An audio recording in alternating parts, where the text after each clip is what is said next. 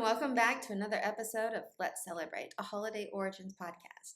I'm your host, Rusty Brown, and today we're celebrating the summer solstice, also known as Midsummer and Litha. This is the podcast where each episode I research a specific holiday and discuss the history behind it, how the people before us celebrated it, how it evolved into what we celebrate now, and for this season, since the holidays I will be discussing are older holidays that haven't been popular celebrated in the recent past, I will be discussing how people have been reconnecting to these holidays and how we can incorporate these traditions and celebrations in a new way, in hopes that everyone can reconnect to these holidays despite their religious or spiritual backgrounds, so that we can reconnect to the earth and its seasons to maybe heal the earth and possibly find some healing within ourselves. Each episode includes a celebration that's a themed cocktail with a mocktail option to go along with the holiday that you can make at home to celebrate along with me as you listen. The celebration for this episode is a Plum Rum CeLibation, and right now these sweet little plums are in season here in Guatemala, and I actually have a scented plum oil that these plums taste exactly how that oil smells, so I decided to incorporate them into this episode's celebration since they're just so sweet right now. So for this celebration, you need 2 ounces of rum, a half ounce of agave syrup, juice from half a lime and juice from half an orange, and 2 ripe plums with the pit removed, and I kept the skins on to get this beautiful pink hue, and 1 ounce of water. Then I added all of the ingredients to a blender. You could also muddle them if you prefer to do that.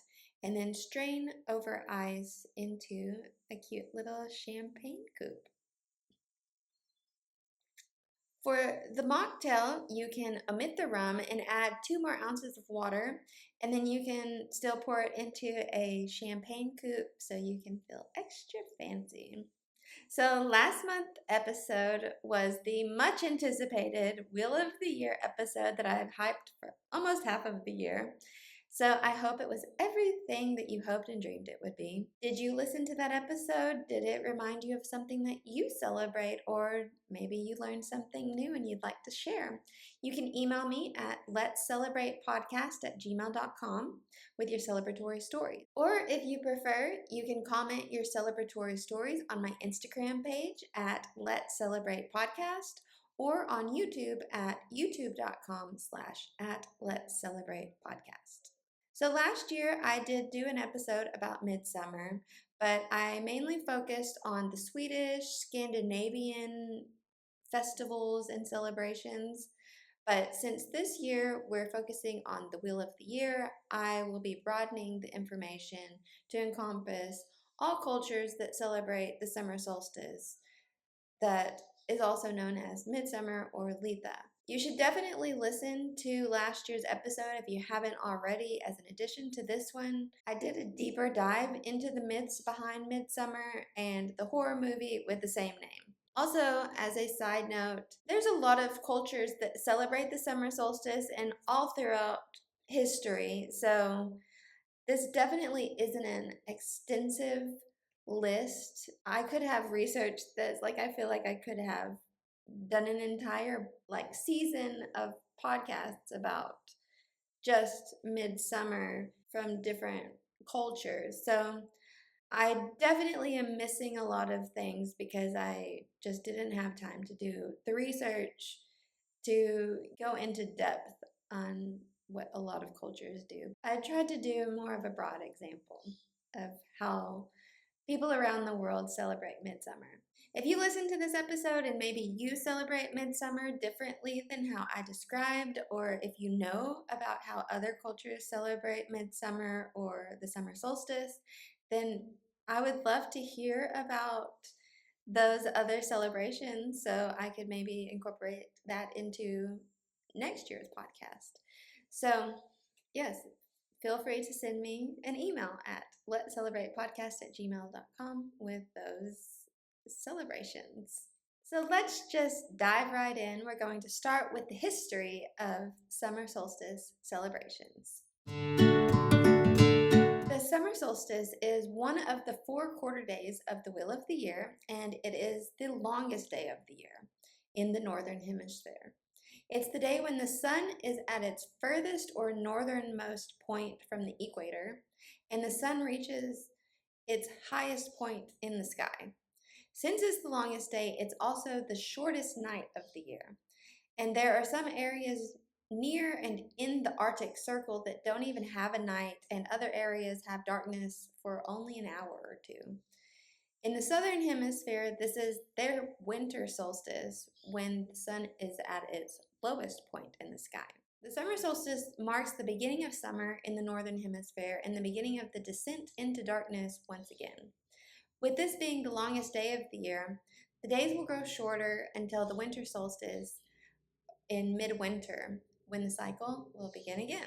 Solstice is Latin for sol, meaning sun, and sister, meaning to stand still, because when the sun reaches its northernmost path, it seemingly doesn't change for a brief time. The sun doesn't actually move in relation to the earth, in case you didn't know that already. It's actually the earth moving that causes this change. Since the earth rotates on an axis, the sun seemingly changes position in the sky throughout the year.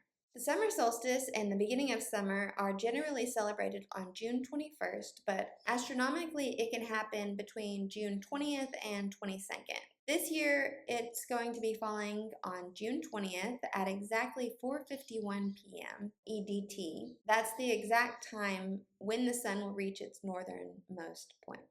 And fun fact, this year, June's full moon, also known as the strawberry moon, will coincide with the summer solstice. And another fact, when the full moon is on the solstice, the sun will be at its highest point and the moon will appear at its lowest point in the sky on this night. The full moon will actually rise on June 21st, but you should be able to see it at its low point on both the 20th and the 21st, and probably even still on the 22nd.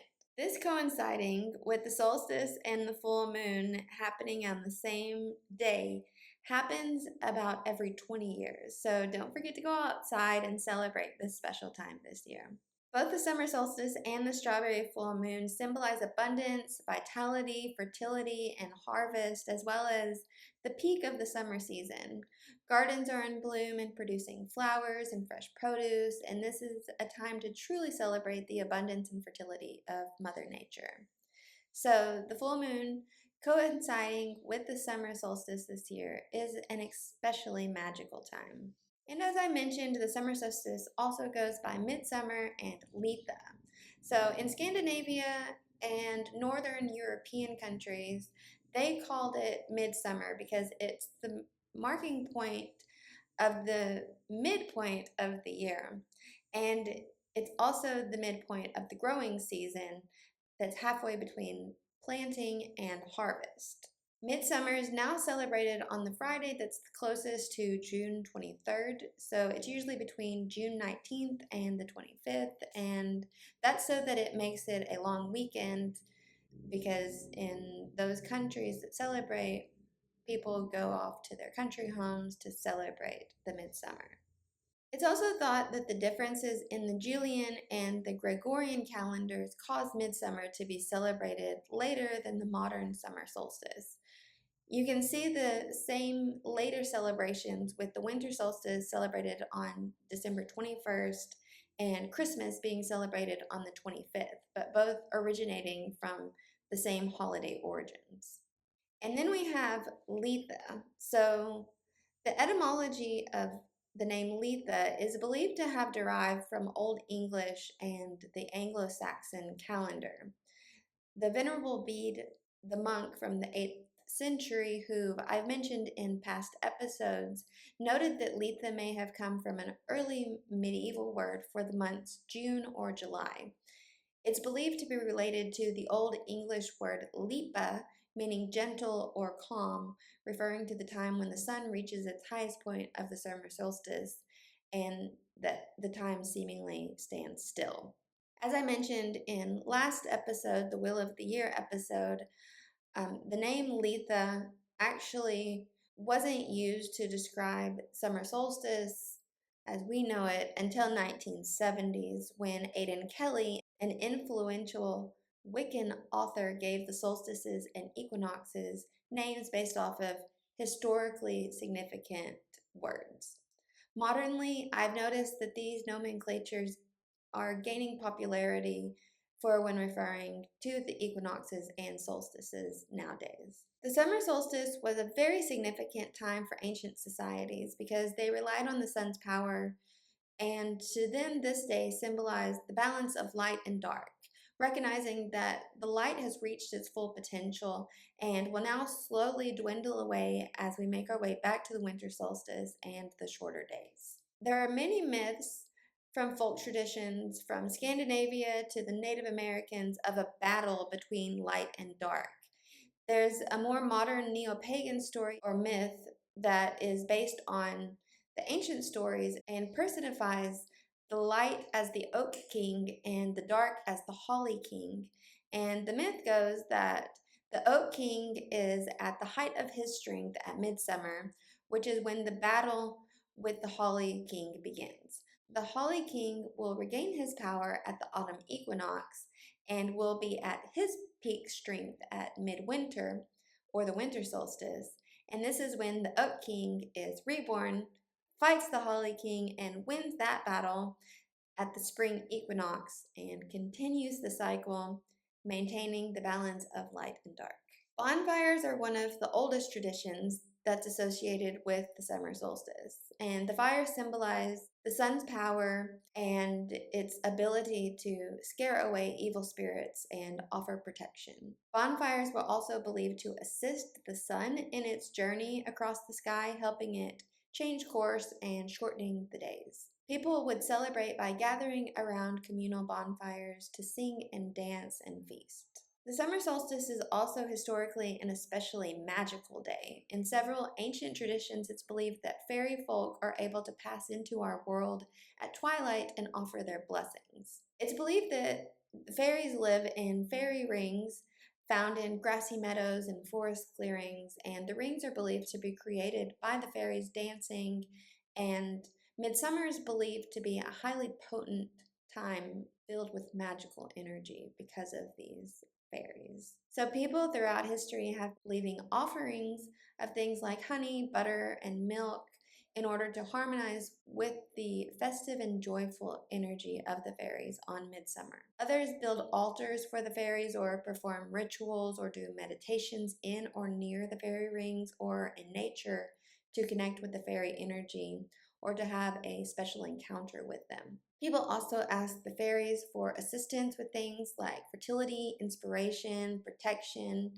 and fairies have a reputation of being mischievous little tricksters. So, when attempting to communicate with fairies, it's believed that taking some protective measures can prevent unwanted mischief and help to keep the encounter positive and harmonious.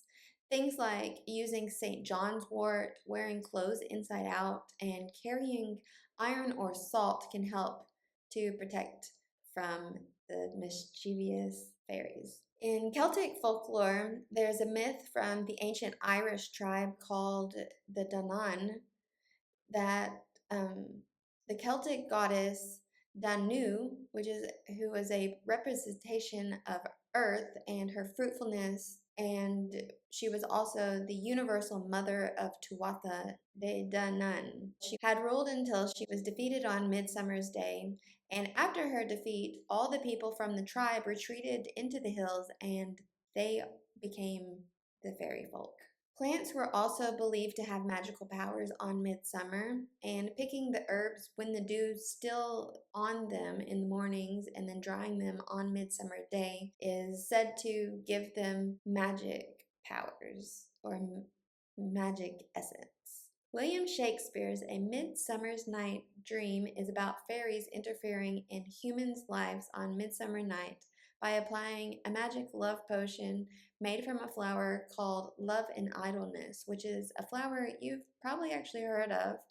It's a wild pansy, which are actually edible and medicinal, though not actually known to induce love. They are a little magical. In the early Middle Ages, the Catholic Church adopted Midsummer as St. John's Day, and it celebrates John the Baptist and is now celebrated on June 24th, making it 6 months before Christmas and the winter solstice. The traditional way of celebrating St. John's Day is basically the same as I've mentioned how people were celebrating the summer solstice and midsummer in the ancient past. In the midsummer episode I did last year, I went into more detail about St. John's Day, so if you're interested in learning more about that holiday, I would suggest you go listen to that so I don't repeat myself. So now let's take a look at how this time of year was celebrated in the past. The summer solstice has been celebrated by many ancient cultures in some form throughout history. And most of the cultures that celebrate the ancient midsummer traditions or rituals include a huge bonfire. And this was believed to ward off dark forces or evil spirits that people believed were stronger on the longest day of the year. And as I mentioned earlier, it was also meant to symbolize the sun, and some people also believed that it helped the sun on its path. People also celebrated with feasts, dancing, singing, and doing preparations for the hotter summer days ahead. Many ancient people would begin celebrating the night before or Midsummer Eve. I've mentioned this in other episodes, but in some ancient cultures, the day was believed to begin at sunset of the evening before. So the sunset of Midsummer Eve was believed to be the beginning of Midsummer Day. And in ancient Latvia, they would stay up on Midsummer's Eve by the glow of the bonfire. Some people would search for a magical fern flower that was believed to bring good luck. Ferns don't have flowers, but it's said that they bloom on this night only, and they're thought to be linked to the spirit world. So if you find one, you may be endowed with the ability to understand animals and to be endowed with earthly riches. And in the morning, they would wash their face in the morning dew.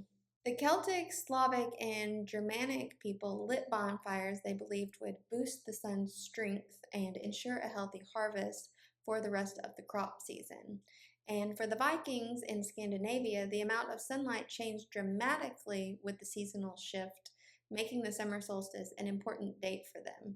It signaled that they needed to take advantage of the longer days by hunting, settling disputes, and conducting raids to maximize their productivity.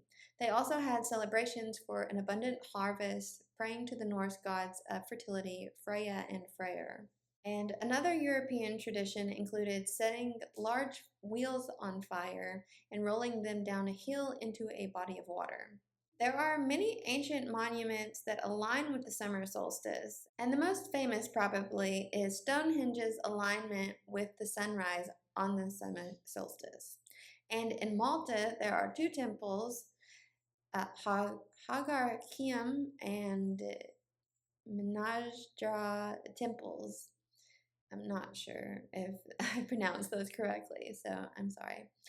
They both have corridors that become flooded with light on the equinoxes and the solstices. And in the Chaco Canyon in New Mexico, there are kivas that were built between 850 and 1250 AD by the ancestral Puebloan people, the Anasazi, and on the sunrise of the summer solstice, a rectangle of light shines through a window onto a niche.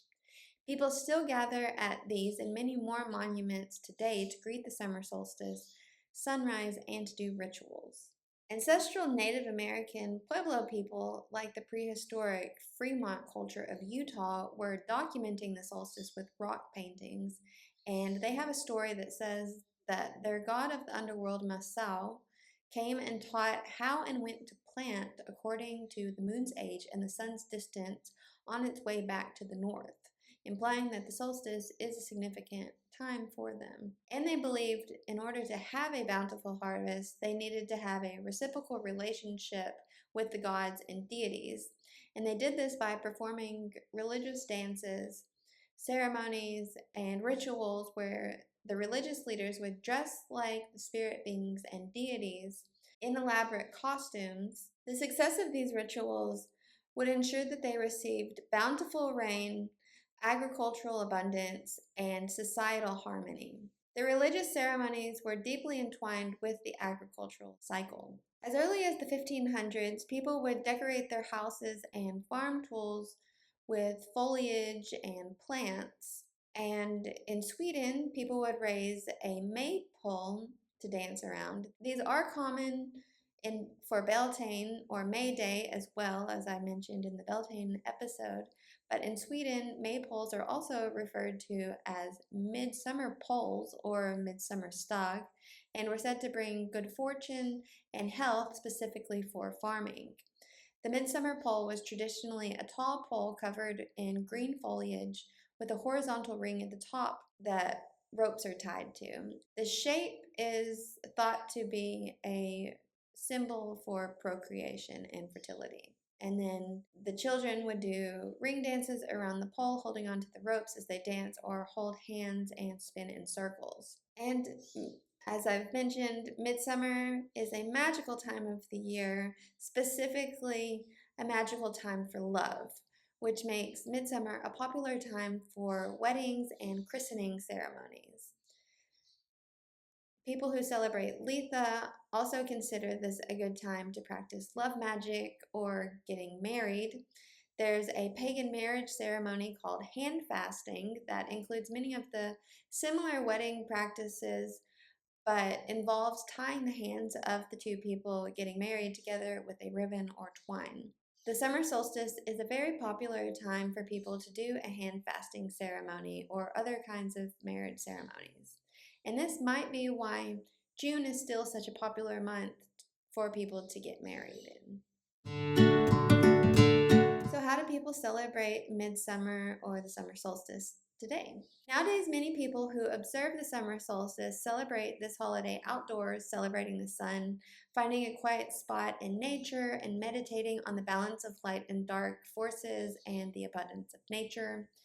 These modern festivities focus on embracing the sun's power with themes of prosperity, renewal, and growth. It's a time to bask in the sun's rays, but also a reminder to prepare for its anticipated descent. Many hold some form of fire ritual that might include a large bonfire or something smaller like a candle or fire-safe pot indoors if they don't have a space to have a fire outdoors. The Danes toss twigs and cloth effigies of witches into their fires to make sure that evil spirits are scared away. And in Estonia, they have an extra tradition of jumping over the bonfire to dispel bad luck. There are also community gatherings all over the world that include music, dancing, feasting, and games, usually around the fire. And like other fire festivals that we've discussed on this podcast, it was traditional for people to take some of the communal fire home to add to their own hearth or to use the ashes for other rituals throughout the year. People also pick flowers to wear in their hair or make a wreath to adorn altars or sacred spaces or their home, or to decorate the maypole. Sunflowers and marigolds are popular flowers to use since they are associated with the sun. The summer solstice is considered the first day of summer in most places in the northern hemisphere, and many people go to their country, lake, or beach homes to welcome the warmer days. In Sweden in particular, midsummer is a national holiday and is second only to Christmas in its popularity. Entire towns shut down and streets are deserted for the long weekend. People celebrate with large gatherings in the community or with entire families. Swedish people tend to consume a lot of alcohol during midsummer, as probably a lot of cultures. Aquavit is their drink of choice, as well as cold beer and schnapps. And some people believe that this might be a contributing factor to why midsummer is associated with love and magic. If people are drinking a lot of alcohol during this time of the year, it can open people up to more magical thinking. In Iceland and Lithuania, many people wash their faces or even roll around naked in the morning dew to greet the summer sun. In Lithuania, this is such an important aspect that the holiday is called Rasos, which translates to dew holiday. Also in Iceland, there are quite a few summer solstice myths that say that during this time of the year, cows can speak, seals become human. It's also said that elves interact with people. And in Lithuania and Latvia, some people still search for a fern blossom late at night to bring them luck or to endow themselves with prosperity or to possibly get the gift to talk to animals. And of course, in Britain, people continue to flock to the ancient Stonehenge monument to dance and play drums for the summer solstice at sunrise. And the Druid people still do their rituals, and a lucky few people have wedding celebrations or hand fasting ceremonies on the summer solstice. The Hopi Indians still do traditional dances and rituals today for the summer solstice and are sometimes even open to the public, as well as the other Native American cultures. They have their own dances and rituals that they do to welcome the summer solstice. Herbs that are used for health and protection in rituals and potions are gathered during the summer solstice because many believe that they are more potent this time of the year. And another tradition is rolling sun wheels down a hill into a body of water. They are usually adorned with sunflowers and are said to symbolize the descent of the sun and the continuous turning of the wheel of the year. Some traditional foods that are associated with the solstice and are consumed now at this time of the year are berries. As I mentioned, the solstice aligns with the strawberry full moon this year. But even when they don't align, they're still fairly close to one another, so fresh berries are in abundance at this time of the year.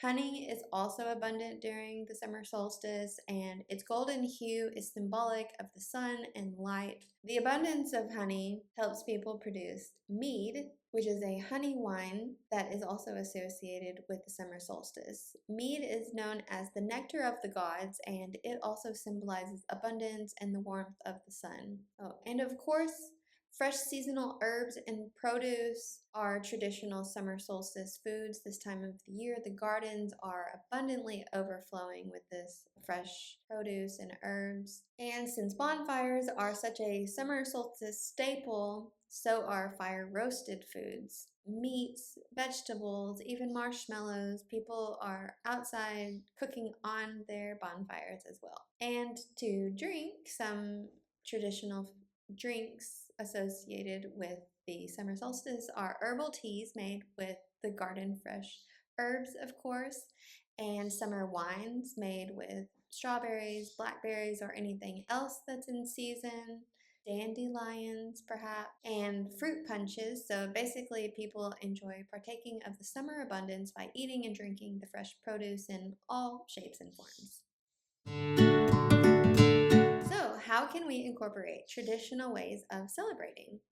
You've probably noticed by now that the sun is king during the summer solstice, so finding a way that feels right to you to align with the sun's energy is the best way to celebrate. It's also about growth and abundance and a balance of light and dark. And you can't forget to give thanks to Mother Earth and for all that she provides. A meditation in your favorite outdoor spot can help you to attune to the sun and to the earth and immerse yourself into their energies. If you're wanting to celebrate with others, you can have a picnic with your friends in a field or a park or near a body of water and just take some time to connect to nature, retreat into it, touch some grass and the plants, and just soak up the sun. And while you're in nature, you can pick some flowers and either put them in your hair, make a flower crown. That could be a fun activity to do if you're with a group of friends to collect flowers and make a flower crown. Take some pictures. You could also create a flower or vine wreath to decorate your home. You could toss it into a river to see what the future has in store for you if you are into doing some kind of divination practice.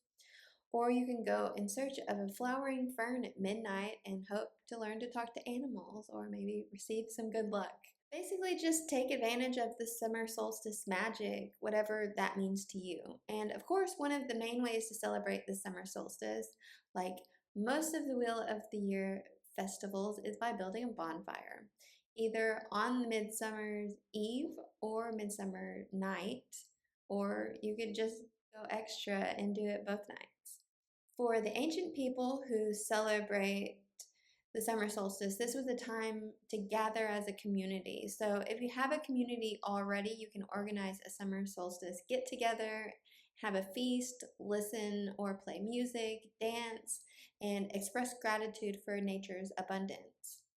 And depending on where you live, there may already be a community event happening in your area where you can go and celebrate with like minded people. And if you live near fairy circles or areas where fairies are said to inhabit, you can appease them by building fairy houses in the forest or wherever they're said to inhabit to welcome goodwill into your life. Or you could just leave offerings of milk, honey, butter, or other treats for them to keep them on your good side and to keep them from, causing mischief into your life. You want their joy and not their mischief. You can also listen to some traditional midsummer music. With the magic of the World Wide Web, you can now do a simple Google search and listen to traditional music from all over the world. You can also have a traditional drink of mead, summer wine, aquavit, just a nice glass of cold beer or some schnapps. And with the summer solstice coinciding with the strawberry full moon this year, in many places the strawberries will be fresh and abundant and ready to pick. I kind of wish I had thought to plant some strawberries this year, but if you're like me and don't have your own strawberries, a fun way to celebrate would be go to a local strawberry farm to pick or buy fresh strawberries and then take them home and eat them or use them in baked goods. If you're an early riser, or if you decide to stay up all night with the bonfire, a little mead, and then a fern flower search, you can wash your face with the morning dew to greet the sun. And if you're feeling a little extra spicy, get naked and roll around in that dew. Also, gather fresh herbs while the dew is still on the plants and hang them to dry on the summer solstice. I actually have an overabundance of basil and cilantro that I planted during Imbolc that I've been wondering what I'm going to do with. I've been using them, but it's just like so much I don't know what to do. So this is like a perfect reminder that, oh yeah, I could just dry them. And I've been waiting now since I learned this until the summer solstice, and then I'll pick them when the dew's still on them and then dry them on that day. So I will imbibe it with some summer solstice magic that I can use for the rest of the year. Also, a side note, I find it so interesting as I've begun noticing these cycles since I planted a few things during Imbolc, both physical seeds and some mental seeds. And now I'm starting to see them bloom and actually take form. It's satisfying to see these things align, and there's a comfort in knowing that there's a cycle to it all. And it's got me thinking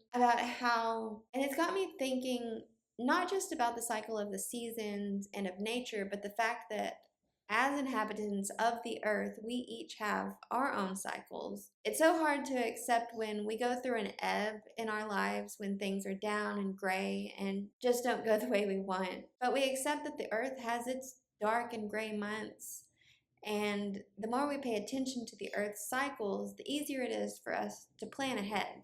We know the importance of taking advantage of the longer days by spending more time outdoors and being grateful for the sun because we know that soon will change. And I've just been contemplating about how it would be nice if we could understand our own personal cycles as well a little better, so that when things don't seem to be going great, we can both be prepared before it happens and to have the same faith and trust that we have that the sun will return when we believe that positive change will return to our lives. So that wraps it up for this episode. I will be back possibly in July. I'm not sure yet because the next episode or the next holiday is Llamas or Lunasad, which is August 1st. So I probably will. I'll try to get that episode out at the end of July. So I'll be back next month for Lunasad and Llamas. And if you've enjoyed this episode and want to hear more, please like and subscribe, maybe even leave a review. Do you celebrate the summer solstice, midsummer, or Litha? I would love to hear your celebratory stories. Feel free to send me an email at letscelebratepodcast@gmail.com. And don't forget to follow me on Instagram at Let's Celebrate Podcast and on YouTube at youtube.com/at Let's Celebrate Podcast. And as always, all of my references are in the show notes if you're interested in reading more about summer solstice traditions. Thanks for listening and joining me on this adventure. Have fun celebrating, and I hope you've learned something new today. Bye.